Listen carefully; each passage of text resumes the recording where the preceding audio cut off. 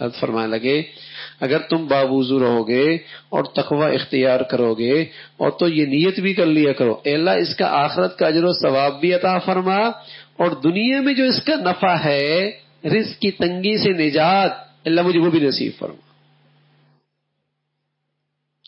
تو حدیث میں آتا ہے کہ جو خاص خاص آثار ہیں اعمال صالحہ کے جن کا ظہور دنیا میں ہوتا ہے عمل کرتی ہوئی ہے اس کا بھی دھیان رکھا جائے تاکہ پھر اس کا ظہور ہو. عام طور پر جن لوگوں کو یہ آثار حاصل نہیں ہوتے اکثر اس کی وجہ یہ ہوتی ہے کہ ان کی نیت ان آثار کی نہیں ہوتی. مثلا نماز ہے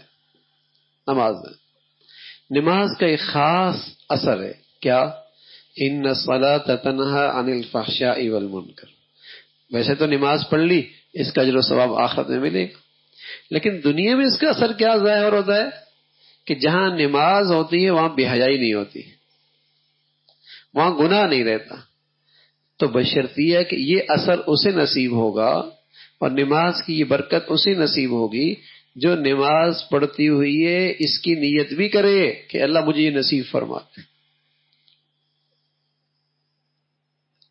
اللہ مجھے بے حیائی سے دور کر دے اللہ مجھے گناہ سے دور کر. اگر یہ نیت کرے گا پھر دیکھیے نماز کا یہ اثر ظاہر ہوتا ہے نہیں ہوتا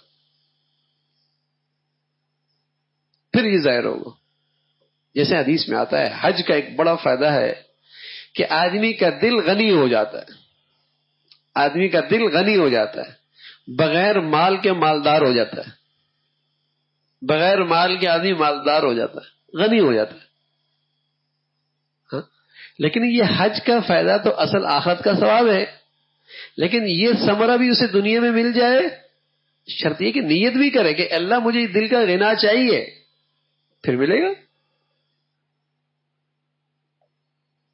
زکوٰۃ کا اصل فائدہ تو یہ ہے کہ اس سے آخرت بنتی ہے اجر و ثواب ملتا ہے لیکن دنیا میں بھی اس کا ایک اثر ہے حسنوا اموالکم بالزکاۃ زکوٰۃ دینے سے تمہارے مال محفوظ ہو جاتے ہیں.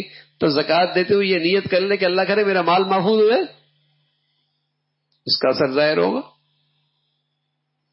تو اعمال صالحہ کی کچھ خاصیات ایسی ہیں جن کا ظہور دنیا میں ہوتا ہے لیکن وہ ہم مل جائیں تو عمل کرتے ہوئے اس کی نیت بھی ضروری اس کا استحضار بھی ضروری پھر اس کے اثرات ظاہر ہوتے ہیں.